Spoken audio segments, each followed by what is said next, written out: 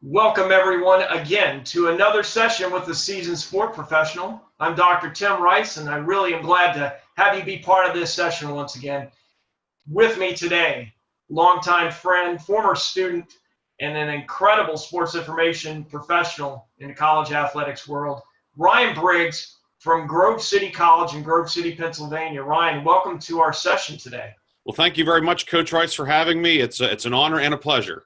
Well, thanks. Well, just to give you guys, seems like all the videos I have, with sport professionals, it's with people that I've worked with or know, and it's just another great example of how important networking is and relationships are in this business. I know Ryan from way, way back when I was an assistant professor, assistant men's basketball coach, head men's and women's golf coach, and one almost full season of cross-country coaching with the men and women at Grove City.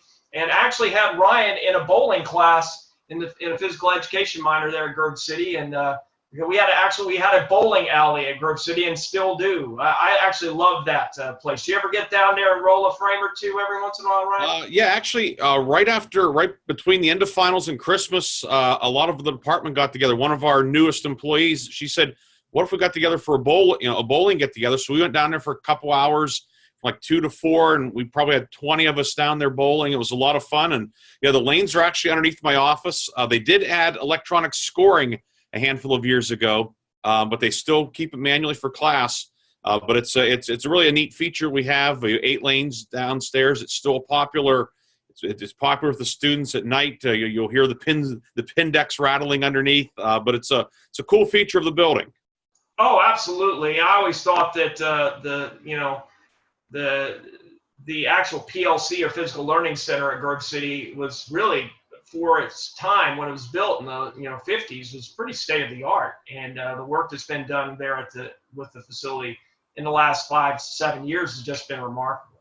Certainly, they recently they built the quote new pool in the late 80s and really refurbished it a couple of years ago. The bowling alley in great shape. It was you can tell it's a well constructed building. The arena, the original floor lasted from 1954 until 2012, and then it was replaced, and we have a beautiful new floor in there. But the old floor was still in good shape. So when you build things well and take care of them, things last a long time. And our building is certainly reflects that. Yes, and that kind of is a great segue to our discussion, because really preparation and doing things the right way is the way to climb the ladder in this business. And I'm really excited to learn. Obviously, I know a lot about you, but the folks out there watching this are going to get a chance to get to know you better right now. So, Ryan, tell us a little bit about yourself. Kind of tell us where you're from, your background, and kind of maybe what your current position is. Sure. Well, I'm in year number 17 as a sports information director here at Grove City College. We are a Division III school. We're in western Pennsylvania, about 55 miles north of Pittsburgh. If you look on a map and look where Interstate 79 and 80 intersect, that's where we are. But I grew up in Grove City. I was born in the old Grove City Hospital. Went to Grove City High School. I played some basketball when I was younger. I found my skill set was better suited for other things. So in high school, I started doing work for the local newspaper. I was making the princely sum of $15 a week covering Grove City High School boys basketball. Really enjoyed it.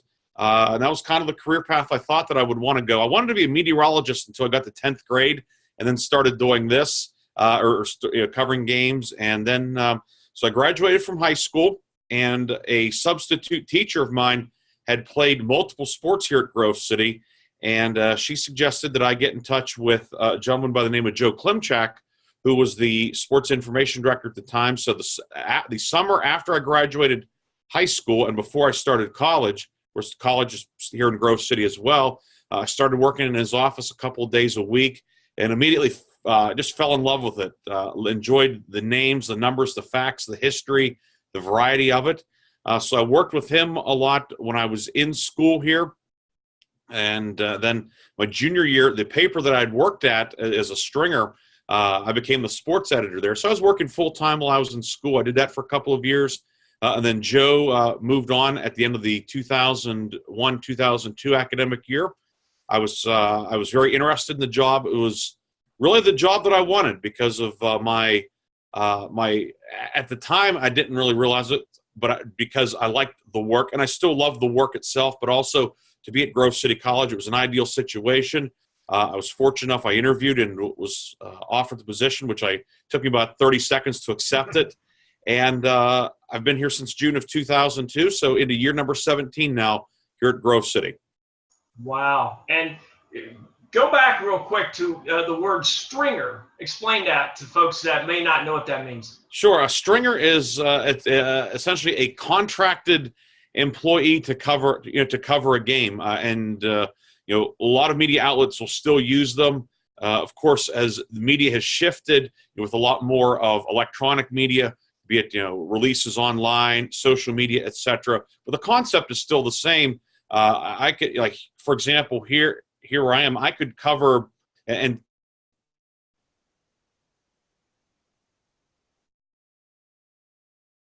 major markets will use them as well. The Pittsburgh Penguins in the National Hockey League. Well, maybe one of the Edmonton media, to send somebody from Edmonton to Pittsburgh is not cheap travel-wise. So they may have people in the area contracted to cover the game for them, to send back video, audio, etc. So they are, quote, stringing for them. But it's just kind of contracted per game or per week, things like that. So that's stringer is I guess jargon, if you will, for a one-time contracted employee, or maybe somebody who's not full-time with an organization but helps out. Okay, perfect. Yeah, and the one thing, a lot of the students that will be watching this are in a sport marketing promotions class at numerous universities I teach for. I'm kind of like a stringer as an online faculty member, kind of, Sure. in some ways for a few of my universities. And so, we're going to get a lot of great information, I think, today in asking you some questions pertaining to the media side, especially because of your role in it in the sports information and marketing area. And so tell me now, and by the way, if you could share with everyone where Joe Klimchek works now. Sure. Joe does a lot of work for the Pittsburgh Pirates now. If you would ever go to a game in Pittsburgh at PNC Park, he's what's called the ballpark host. So he'll be out on the field before the game, helping, I guess, kind of the ceremonies around, say, the first pitch. He'll do stuff in game, say the fourth or fifth inning. They'll have a trivia contest where they'll ask a question, and somebody will have to pick A, B, C, or D. If they do, they win a prize, things of that sort. But he also does a lot of video work with them in terms of whether it's their fantasy camp or feature work. He's involved in a lot of things of that sort. He, in some ways, he is a stringer for a number of organizations also. He works at the University of Pittsburgh home football games in a behind-the-scenes role. Same with the Pittsburgh Steelers. He's actually done some television work in Pittsburgh now. He's been in a few commercials. So he's involved in a lot of different things, but the Pirates would be his primary venture at this point. Sure. And Joe's also a Grove City College alumnus, and yes. Just like Ryan is. Now, so take us back a little bit to back in, well, of course, in high school, you started getting the itch for this course. You got excited about it, went from wanting to be a weather person to being, in the sports world. What led you to truly say, yeah, this is something that I want to do for a living? Was there just a light bulb that just went off and went, this is what I want to do? I mean, what was it? Really, it's kind of what it was. And so in June of 1997, I graduated high school earlier in the month. So I had gone up, met Joe. His office was in our administration building at the time, up on the third floor. It's kind of isolated from the rest of the campus, but went in there and just helped him with some different summer projects. And just, going through the files we had and all of those things, it was just like, wow, this. And at the time, and I'm still big into sports stats, names and numbers. And it was seemingly an endless supply of it. And I just enjoyed it right there. I liked writing. Of course, liked sports, which is kind of paramount with everything. And immediately I was like, oh, I want to do this. And as time went on, as I got towards my junior and senior year, Joe had kind of given some hints about that he was looking to do something else. He had kind of sort of fell into the position after he graduated.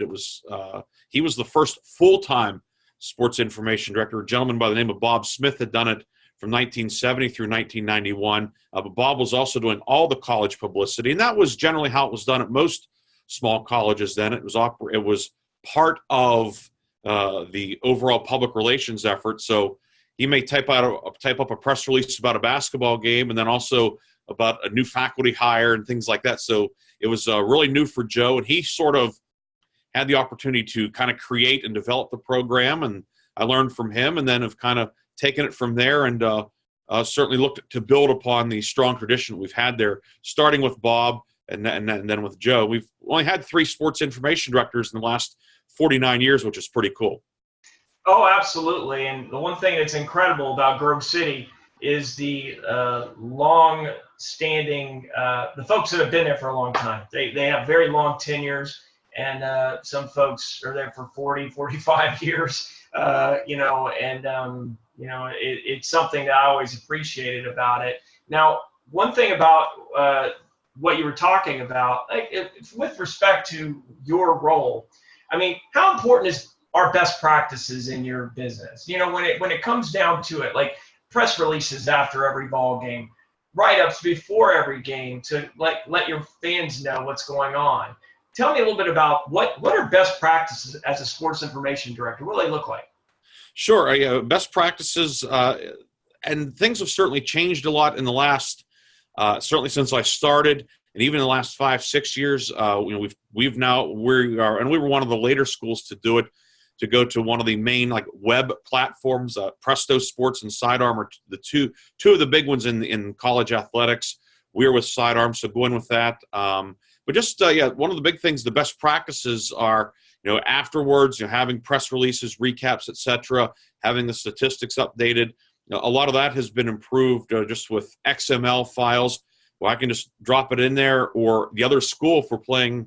Like, for example, tonight we have a basketball doubleheader against Westminster. They're also on the same platform as us. Yeah, I know, Westminster. That's one of our big rivals. When Coach Rice was there, we beat him in 4 overtimes back in 2002. But it's a very spirited rivalry. I was doing some work for the game, and I could feel the tension a little bit. The blood pressure going up a bit.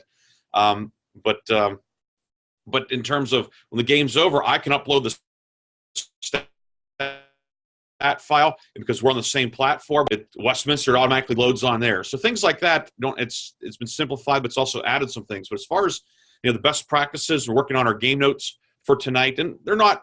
We won't have an extensive 20, 25, 30-page note packet that, say, the University of Kentucky would have, or that Alabama would have, or whomever. I know Coach Rice, big Roll Tide fan. But we put together what is our essentially game program, which is a double-sided flyer with the rosters on it and some stats and notes. And then we put it inside a little program that we have pre-printed. And so we put those out online. And then we put on social media, hey, here's the notes. And people, they'll look at it, click on it, retweet it, or like it, or whatever the case may be. So that's kind of what we do beforehand. We do that for all of our home events. And then afterwards, however the games turn out, I'll come back in, do the game recaps and email them out to the media, post them online, post them on social media, and that's how we get the news out, hopefully for 2 Wolverine wins tonight. But win, lose, or draw, it's something we do. Right. And, one of the things, if we go all the way back to that 4 overtime thriller at, Riddle Gymnasium there in New Wilmington, which is one of the most remarkable games I've ever been a part of. When I think back to that time frame, if you recall how media guides were, a media guide was a printed document, 40 pages, 50 pages, whatever it might be. Now, these days, do you print media guides anymore, or are they all just PDF? We have gone away from printing. And I always enjoy having a hard copy of something. We still do a football game program, but generally we have gone away from media guides. Again, I always liked working on them. I liked producing them, but they're not cheap. And to have something printed up, there's paper, and of course paper is not cheap anymore. Just all the production that goes into it, and considering with the amount of information that's available online now with it's not new anymore, but our quote new website. Anything you want to find out about one of our players is on there. So if you want to find out about our starting point guard on the basketball team, you could click on his or her name, and you'll see a game by game of their stats. You can see how many minutes they played in every game this year. There's a bio there. So anything that we are not limited by the constraints of a media guide in terms of you only have, an 8.5 by 11 page to work with. Now you could go on and on. You could list, really, it's an endless opportunity. Now, at some point it would be overkill, but we have gone away from them because, again, it's, they certainly would, it would not hurt if we still did them, but from a cost standpoint, as anybody knows, working in higher education, budgets are always a factor. So if you're spending several $1,000s a year in media guides, compared to, what are we getting out of them? What's the return on that investment in terms of the money and the time with it? So we've gone, everything is electronic now. And, it seems like, I've not had anybody calling up and say, hey, send me your media guide. So, and I think that just reflects on the way things are technologically. I know in the National Hockey League, I don't know of any teams that are still doing, paper, full media guides, whereas, 10 years ago, they would do one be about that thick. It would look like a small phone book, and same way. And still, I know National Football League teams still do things of that sort, but they are going away for better or worse. But I think that's one area where technology has made things better. Well, and kind of jumping from that, when you look at print media, when you look at newspapers, and you look at, you talked a little bit about that early in the conversation here today. What do you think's the future of newspapers in the United States in terms of the sports page, or just newspapers in general? I hate to say it, but probably similar to what a blacksmith was looking at around 1910 when the car was coming along. They will never go away fully, but I think they will need to adapt, to change, to remain solvent in the 21st century and beyond. Because the way people are now, the way that kids grow up with technology, and older people, you'll see people who we have the swim championships, our conference swim championships coming up here the next 3 days. There will be people in their 70s and 80s with smartphones and tablets following everything. They'll be up to minute. So, people of all ages, they're used to having things at the touch of your finger, if you will. So for them to wait till the next day to read about a game, okay, if they want to know who won the baseball game last night, well, they may look, and they might, the next day look through the paper and look the other scores or something. But if they want to know, they're going to get online, or they'll watch video highlights of it, or they'll read a recap, or they'll look at the box score. So newspapers, the battle they're fighting is, okay, well, they can't be as instantaneous as that. No matter what, even if the newspaper deadline's at midnight, by the time it's printed and goes to the newsstand or delivered to your house, if it's 6, 7, 8 a.m. by the time you get it, the game ended at 10 o'clock the night before, you would know, you could have been following along the whole time, or you could have known at 10:15 what happened. So I think from the newspaper and print media standpoint is finding the niche, finding that sweet spot of what can they do that's different. So that's where feature stories would come into play more so, maybe historical things. And still, there's always the fact people like having something in their hands as well. But I think newspapers, if they're still trying to do things now, how they did it in 1993, they're heading for extinction. Yeah, that's true. And I think that's one of the biggest things, when I think about what I do for a living as an online faculty member with, a number of schools, you brought back up 1993. That's when I graduated from college. And if I were to go back to 1993 with a phone right now and call myself, hey, it's me. Yeah, you, like 26 years later, yeah, you're going to be an online faculty member. First thing I would say is you actually earned a doctorate. That'd be the first thing I'd say. But then the online, I'm like, what does that mean? And I think it's amazing how things have changed, and things that we can't live in the past. That's the biggest thing. I think being able to change and adapt is so critical. Now, one thing I was going to you brought up was social media with Twitter, Facebook, Instagram, and other things. How do you guys use social media at Grove City College? Well, from an athletic standpoint, we use it primarily as a means of promotion with Twitter, Facebook, Instagram. An example I can give you from yesterday, I mentioned we have the swim championships upcoming, and we've hosted them every year here for about 30 years. We have the best pool facility in the conference. We have 8 lanes. We have good seating capacity to accommodate it. So it's here every year, and it works well. The people that we bring in some people to help run it, and they do a great job. But anyway, each team, you have a lineup. You can't enter, everybody on the roster. You're limited to 18 roster spots to score points over the course of 3 days.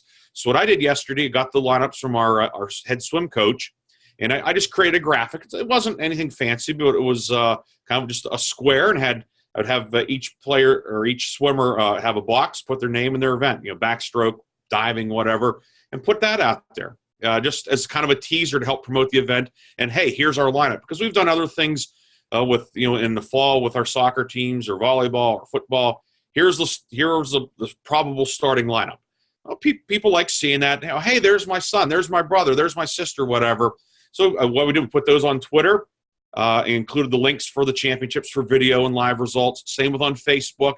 And then Instagram, we just put the images on there. And then in the text included the links for the championship. We said, hey, the championships start Wednesday night with preliminary diving. So that's one means of doing it, or one of the main tools is to promote it, to get to a more diverse audience, because not everybody is going to be clicking on our athletic website all the time, but they get on Twitter and the things that they follow. Maybe they follow whatever it is, maybe a politician or entertainers or music groups, and maybe they're a big fan of the big school, the Division I program in their town, say Penn State or Pitt or something, or Notre Dame, and go through, oh yeah, here's Grove City, and oh, that's cool. And so it's another way for us to get out what we're doing. We have a lot of great things going on, and we use all of them well, and we've been we have and continuing to do so, adding to our video repertoire on YouTube also. We're still playing catch up a little bit with that. We don't have as much out there as we'd like, but as we look, short term, intermediate term, those are things that we're looking to do more, because people like video as well. What I always tell people, for example, season previews, we have our spring sports coming up. There are some people out there who don't mind reading a written preview. Okay, I would be that way. I would like to read the written preview, but a lot of people, they want to hear what's the coach have to say. They'll sit and watch a 3-minute video where the coach says, well, we expect this A, B, and C. They're not going to go through and read a 10-paragraph release about the upcoming season. So meeting the needs of everybody, of a diverse audience, a diverse and changing audience, is something that's critical. Well, and one thing that I was going to bring up when I think about social media, one thing that really made my heart happy was to see Michelle Novosel Dudash. I want to make sure I say her last name correctly. One of my former golfers be named to the Grove City Hall of Fame, Athletic Hall of Fame this past week, and in soccer and women's soccer. But she was part of a conference championship team in golf for me in 2003, and to actually see two of my other players that were on those teams be at that event, as well as her head coach, Melissa Lammy. And to be able to see that as a former athlete that's an alumnus of the school, I mean, how important is it to have social media for the former athletes, the former student athletes, or parents of the athletes? How's that important? Oh, it's huge in many ways. They're able to follow. And I think the one thing that we have learned from our side is we always wondered, how much do people really care? Are people paying attention? And the answer is absolutely they care. They care a lot. We can see it with the analytics and seeing on clicks and likes and retweets. But I think it's also important. It's important. We know that they care, and it's important that they know that we care about what their son and daughter are doing here. By, for example, the swim thing I referred to, that's 20 men and 19 women. We put that out there. So 39 of our student athletes, that's instant recognition right there. It cost us nothing. It took a little bit of time to create it, but again, that's my job. So it comes with the territory. But by doing that, and so now they're able to see it, and they say, hey, the college, because there's always the perception that a college, and most of the time it's wrong, although in some places it is the case, they only care about this sport, or they care about that sport, or they don't care about this or whatever, and that's not the case. We have 22 sports here. We care about all of them. We do as much as we can for all of them with the resources that we have. So by doing something like that, they see that we care, and then we also know that they care. So I think that's been the benefit of it, is to create a conduit between us and them. Like you said, the former student athletes, the current ones, just current students in general, and their parents, their families. I mean, it's amazing to see how many aunts and uncles will retweet or comment, "Hey, congratulations, Mary, congratulations, Joe," stuff like that. And that's what's been eye-opening, and it's been a real pleasant surprise. Yeah, and I think that the one thing you brought up too that I think a lot of people may not understand on this call is that you're over 22 sports, that you're covering 22 sports, and you've got the football coach coming to you, Coach DiDonato coming to you saying, well, I need this kind of coverage, or, Steve Lammy, my boss and good friend, coming to you maybe saying, hey, I need coverage for men's basketball, and you have to be able to be even with them all. And I think that's so incredibly important. So tell me this. What is your office? Well, we're seeing it on the screen, but what does your office look like? How many people work for you? Well, in the office currently, I'm the only full-time employee. We did have a second person in the office for a while, but he left in October of 17, and we've not replaced him. Hopefully, we will look to do that here in the upcoming months. Again, that's hopefully we do, but if we don't, we don't. But I have a good crew of student workers as well.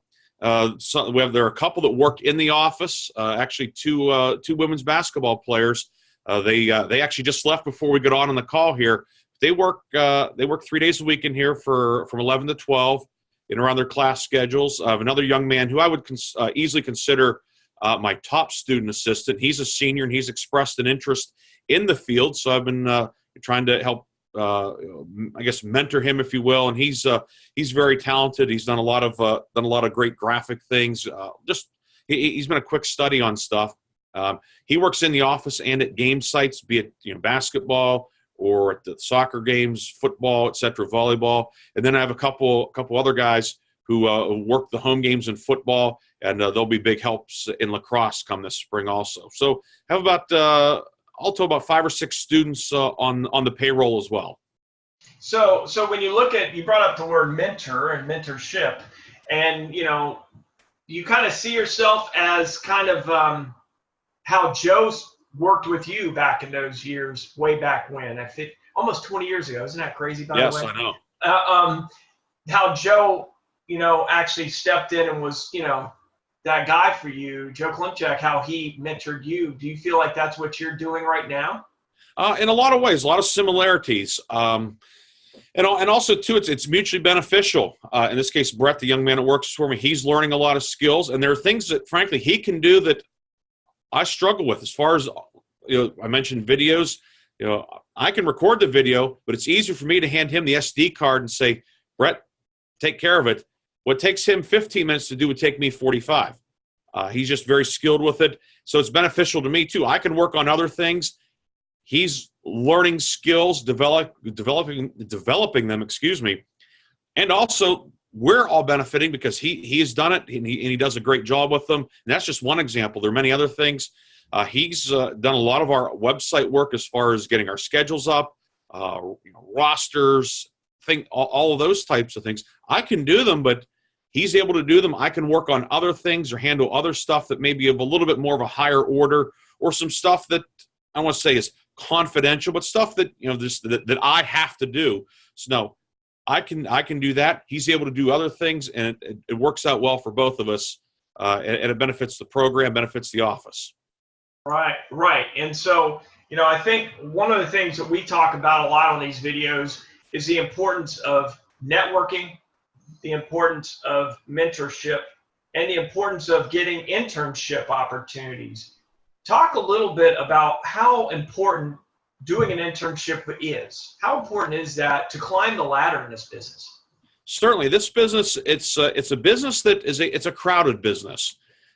Everybody wants to be in it, and there are only so many jobs. Now, the job field is growing because as schools of all sizes, whether it's a massive Division I program with a 40-sport program, or a small Division III or NAIA or junior college school that may only have 8, 9 sports or whatever, there's greater demand for things as far as, from a video standpoint, from a website, all the things that we've talked about. They're not going away. They're only going to to grow. So you have to have people to do those jobs. So the biggest thing is you said with an internship or the opportunity to work in an office. The students that work in here, they get paid the same hourly rate as, say, somebody that works in the library or is the weight room attendant or is working in the dish room, things like that. So, but by doing that, learn as much as you can, and whether it's and whatever the task is, no task is too small or insignificant, and just be like I said, internships can give you the opportunity to learn various sports, various skills within this office. So yeah, I can't emphasize enough getting as many experiences as you can. Be it an internship, which may last 90 days, 3 months, 6 months, however long it would be, or if there's an opportunity in your area, such as an NCAA championship, like for example, the March Madness, where they have the 16 sites on the opening weekend. Maybe if there's one in your region, say within an hour or two. I know, for example, here in Western Pennsylvania, Pittsburgh has hosted it a number of occasions, or in Cleveland, which isn't super far, or even to go to Columbus or Buffalo from here would not be far. And they're always looking for volunteers, whether it's something as seemingly mundane as running copies or helping in the media room or anything like that. Any experiences you can get and getting to meet people, interact with people, getting your name out there. The benefits are tremendous, because if you go through and say, hey, I worked at this event and I know so and so at school X, well, then maybe that person knows somebody else, and that can say, hey, this person, he or she did a great job. So that's you never know who you're going to run into, and you never know who's watching. And they say, hey, I remember that young man, that young woman, he did a great job. Conversely, I will never hire him, or I would never hire that person if you're a clown. So that's the importance of being willing to do whatever it takes or whatever needs to be done, and to give it your all and do the best you can. Well, and you bring up a great point, that you never know who in your office right now as a student might actually go on to incredible greatness. I don't know, like maybe become the president of a Major League Soccer franchise. Exactly. Yeah. You never know how career paths will go. You can always set out to do one thing, and things, and you can end up in a totally different thing. A prime example I can give of that, it's not necessarily related to what I do, but certainly in the realm of sports. The guy whose office is next to me, it's a guy that Coach Rice worked with. Dave Fritz is his name. He is our head swimming and diving coach. Very accomplished coach. He's coached 3 national champions here, individual champions. I've had a number of great team finishes at the Division III level. He currently is the Division III chairman for swimming and diving for the NCAA Division III. He's the national chair. So at the national championships, he'll be there. I mean, it's a very significant and important position. Okay, so you're wondering, why am I telling this story? He was an all-conference defensive tackle for our football team at Grove City in the early 90s. So here's a guy who was a very good football player for us, was a math teacher for a while, coached football, coached swimming at the high school level. And now as you come, he's 25 years out of college or so, and here he is, the national chairman for Division III swimming and diving. So you never know where the path is going to take you. But that's an example right there. But the reason he got to that was because of his hard work and all the things like that. And now here he is with coaching a very good swimming and diving program, and overseeing a highly competitive national championship. Right. And, I think that's why, and thank you for bringing those examples up. And I think when it comes right down to it, networking is one thing, and working these events is one thing. But really continuing relationships over a time period is extremely important. If you think about our relationship, I met this guy in 2001 when he was a student at Grove City, when I had him in class. I left Grove City in 2003 and headed to another school not too far from Grove City to become the head coach in men's basketball. But we've stayed in touch over the last, 15, 16, 17 years. And I think, I think that's so incredibly important how important is it for you, for students that are watching this or anyone watching this, to keep those relationships going? Certainly, and you leads me to a point that I really wanted to impress. It's something I've learned probably in the last.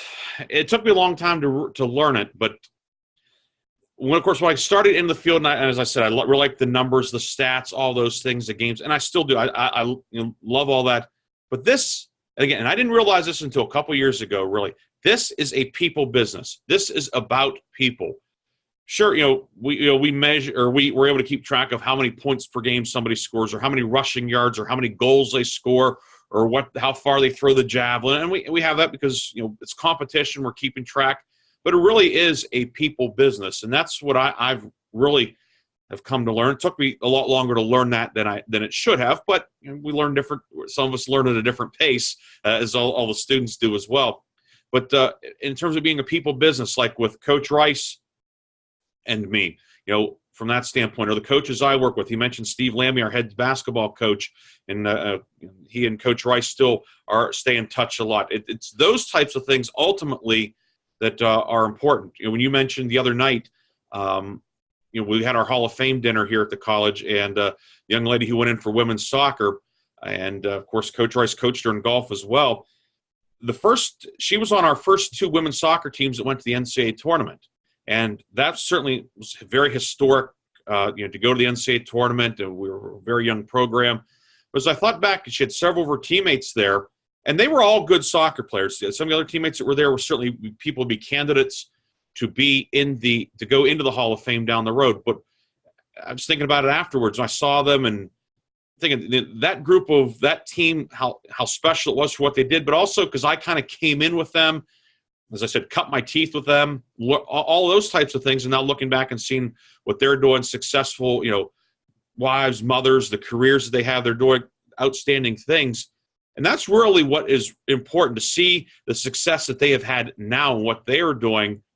And the fact that they came back and they came over and all gave me a hug. And that's what really meant so much to me now, looking back, and not just the fact that they might have scored 7 goals in a season, or that they won a championship, or whatever the case, all the on-field stuff.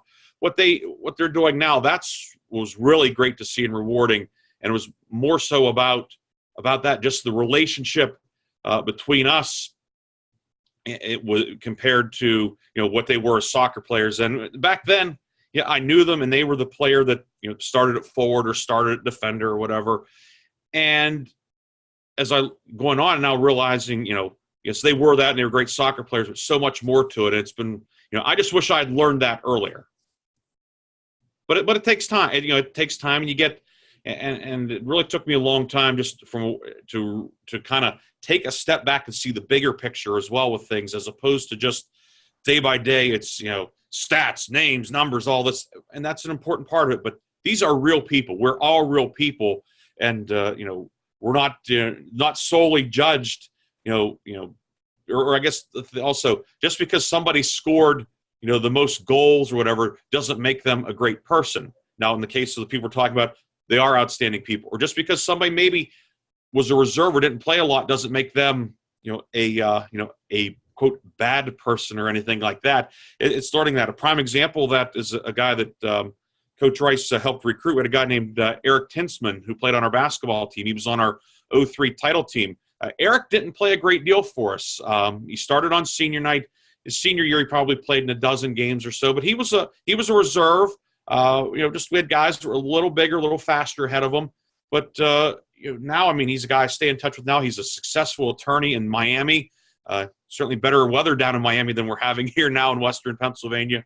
But and I knew Eric then, and really liked him then and stuff. But just now seeing all those things, that's what really it's all about. Far more than what the stat sheet might say.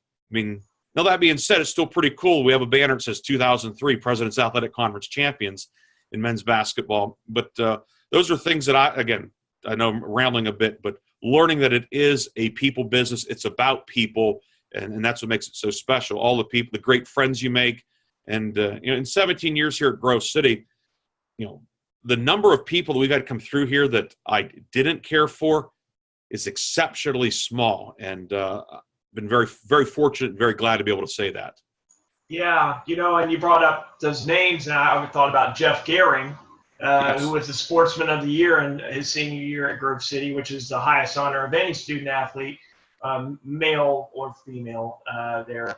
And Jeff, he was a multi-sport athlete, but he's a guy who, I think one of the great stories about Jeff is he went out for water polo and almost drowned but he wanted to be on the team. He would try anything. And without him on our team that 2002-2003 season, Andy Vlakovich, who was an all-conference guard for us, would never have been the player he was at Grove City. And ironically enough, now a very successful high school coach at arguably one of the most well-known high schools in all of Ohio and all the Midwest, Canton-McKinley. Mm-hmm. So, that I think it's true, and I agree. Now, one quick question. What does your day look like? Run through real quickly. What's your day look like as a sports information director at Grove City? Well, one of the things that when I get asked to speak at things like career days, be it middle schools, high schools, or whatever, when people ask that, I always tell them one of the great things about this field is every day is different. Okay, what I did yesterday was different than what I did Monday, what I'm doing today, or the previous Tuesday, or the following Tuesday. So every day is different.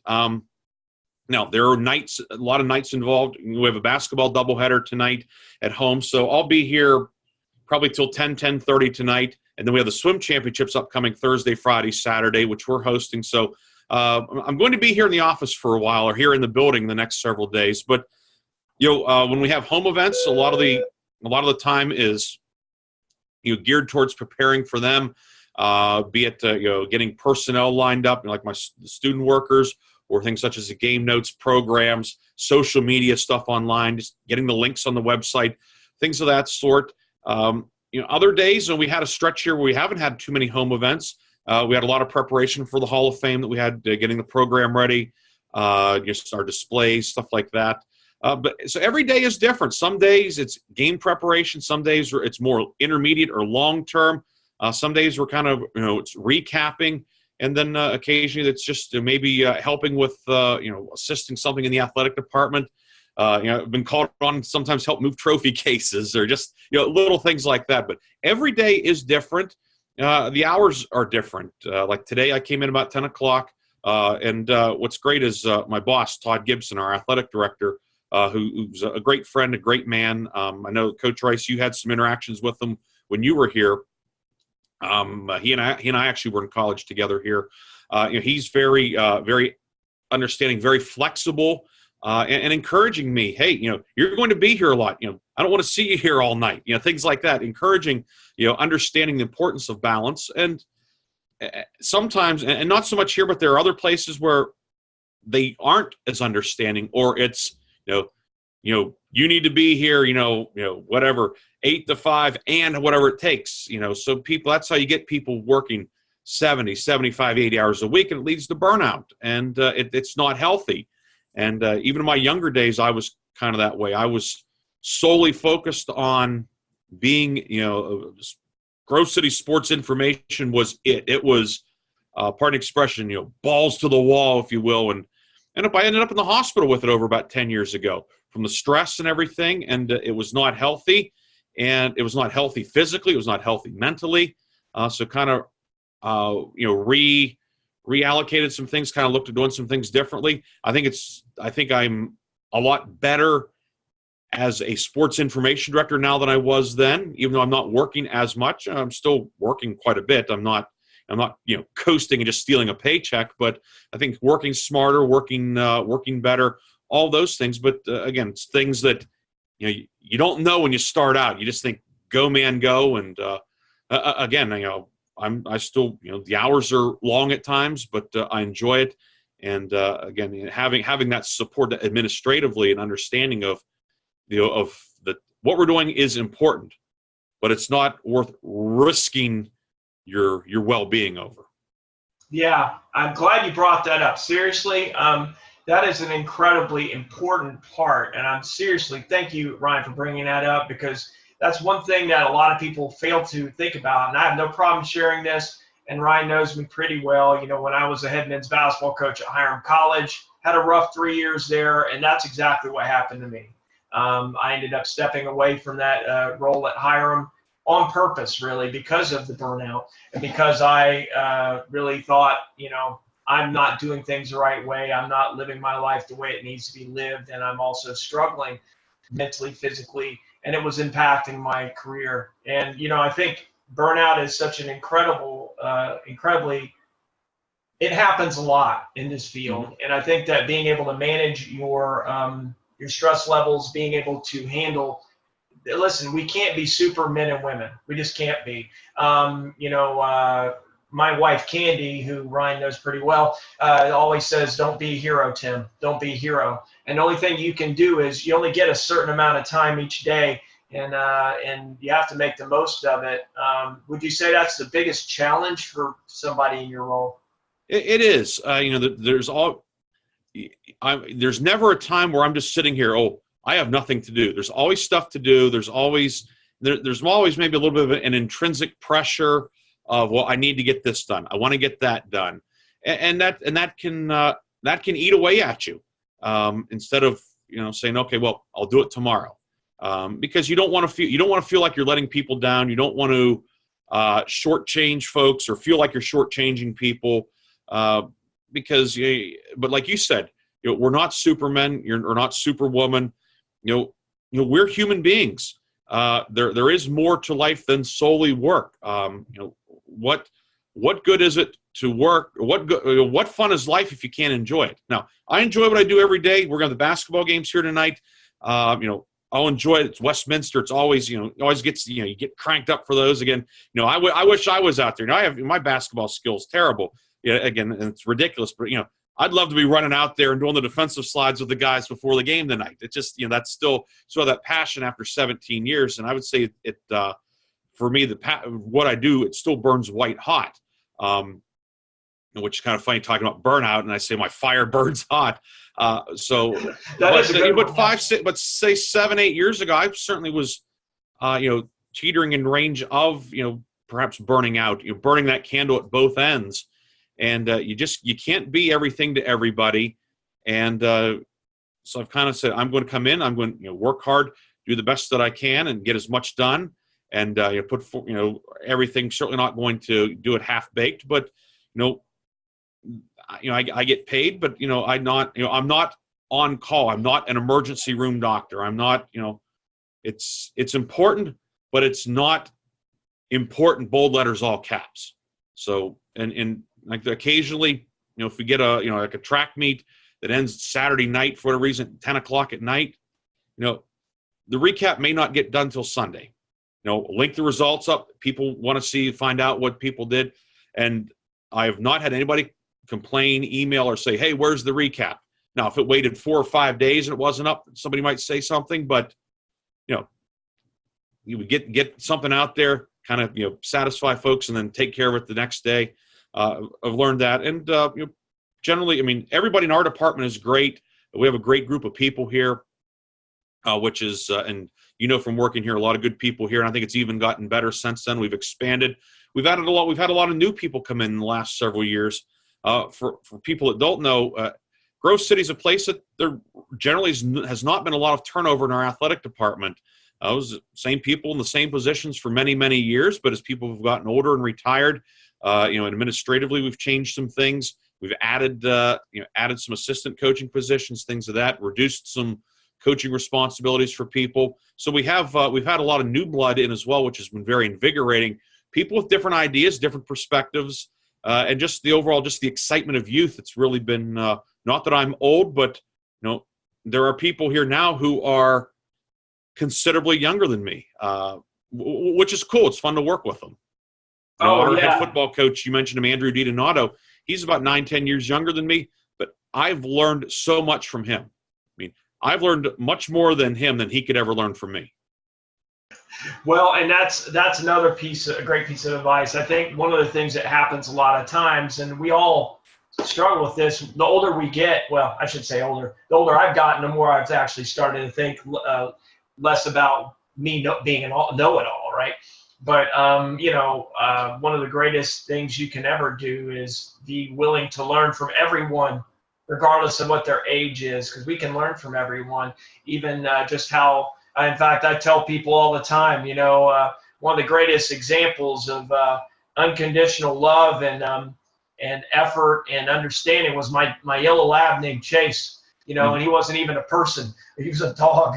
And, I think that we have, there are so many learning opportunities around us, and it's so critical to see them. A lot of times we have our head down looking at the road that we're walking down, or the path we're walking down, and we don't look up to see, oh my gosh, I live in Colorado and I see the Rocky Mountains in front of me, which, I did back when I lived there for 4 years. I got to the point at that point where I said, look, I'm going to see those mountains every day. I'm not going to keep looking down. It's time to live my life. And that was right after my experience at Hiram.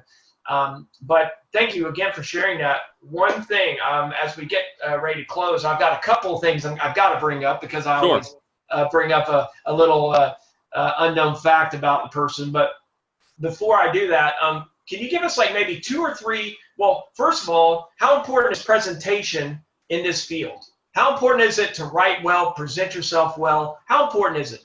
Well, I think the ability to write well is such an important skill that I don't think it's being emphasized enough across the board in society. You hear so much about STEM, science, technology, engineering, math, and those are important. Don't get me wrong, but the ability to communicate, to write well, to speak well. Now, some people are going to be more shy than others. I get that. Other people aren't going to be comfortable going up to a podium. I understand, and we all have our strengths and weaknesses, but the ability still to be able to write well, to be well read, to communicate is, I think, being badly underrated in today's world, because technology is so prevalent. You can have very fancy websites or whatever the case may be, but if you're putting out lousy content, if you have a press release that's garbage, really what you're doing is you have a nice, Valentine's Day is coming up, you have that heart-shaped box, and then you're putting junk in there. That's what it is. So the ability to write well, and I tell, when I speak to students, whether it's the students that come in the office and ask me, or local high school students or middle school students or whomever, I'll say to them, the ability to write well will help you out more than any other skill. Well, that one, and being willing to work hard. Write well, work hard. Again, and by work hard, that doesn't mean you're just going and pounding on a rock with a sledgehammer. It's just you work smart too, but don't be lazy.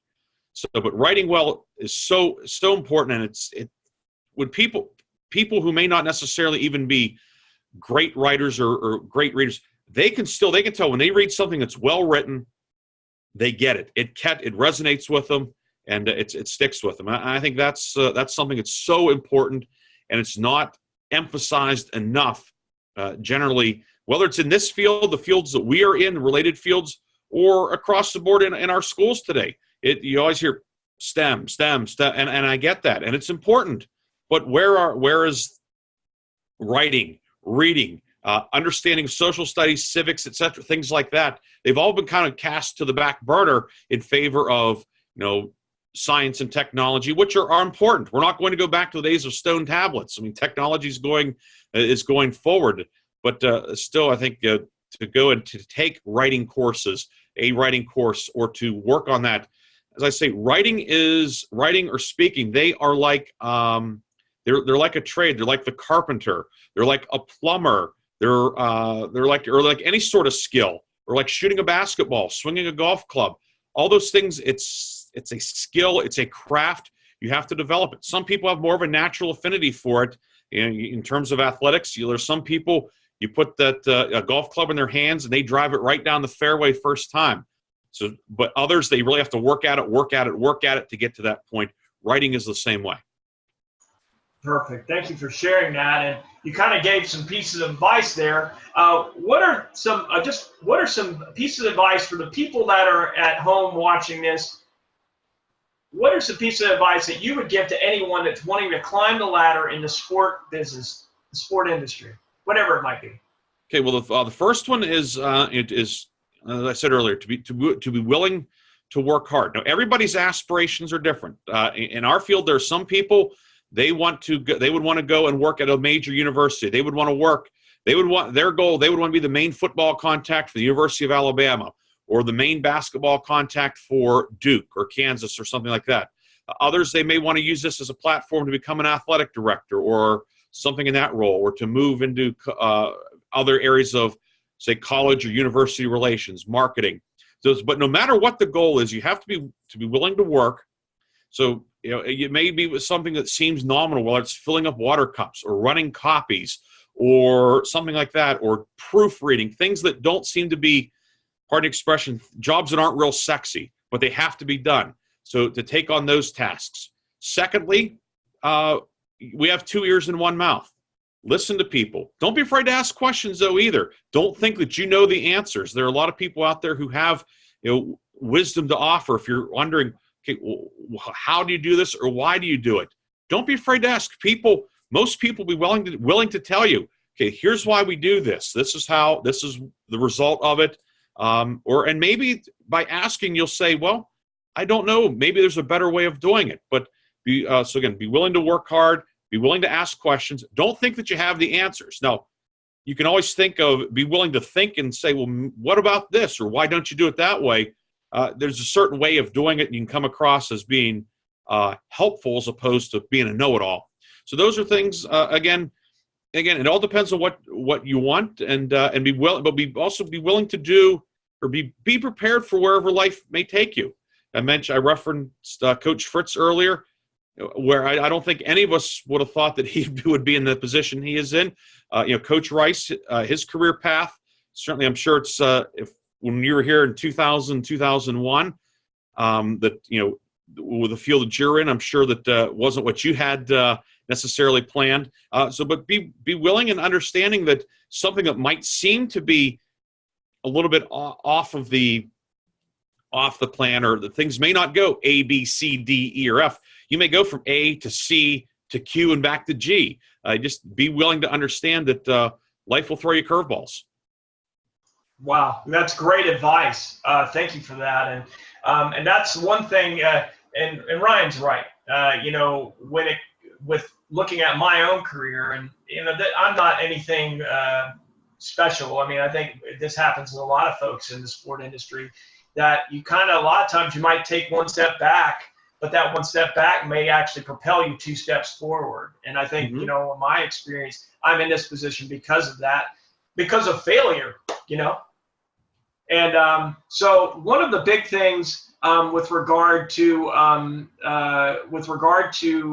this, and I appreciate you sharing this. I'm gonna share a couple of things here real quickly. Number one, is the red jacket nearby? The red jacket is not nearby. I have a bright red polyester sport coat that I break out on certain occasions, usually in basketball season. The times I'd wear it, I always wear it when we play Geneva, which is a big rival of ours. I have that. I may break it out for the PAC tournament next week, our conference tournament, depending on the who, the what, the when, and the where. But it's kind of my special jacket. Coach Gibson, our athletic director, calls it the big game jacket. But I wear it, and people, it's one of those things. If I wore it too much, the novelty would wear off. But people like it. People always smile when they see me wear it. So it's kind of cool. Just something I bought on a whim online from a place in New York City many years ago, and it still fits pretty well. A little thick through the midsection right now, so the buttons kind of are touch tight, but we're working to rectify that here as many people are early in the calendar year. But unfortunately, the red jacket, it's in the special bag in my closet at home. Okay, fair enough. I just figured if you had it, it'd be great to see. Yeah, I'd have worn it for this. So. Yeah, right. In fact, I think the last time I saw you face to face was for Westminster about 3 years ago, when I just showed up and surprised everyone at the game. I think you had it on that night. Mm-hmm. One other thing too that everyone should know about Ryan is his ability to be an announcer. He's got an incredible voice, and he does color commentary on the radio, not just for Grove City home or away games and your home games. He's actually going to be announcing the game at the arena, where he's the press announcer, but the PA guy.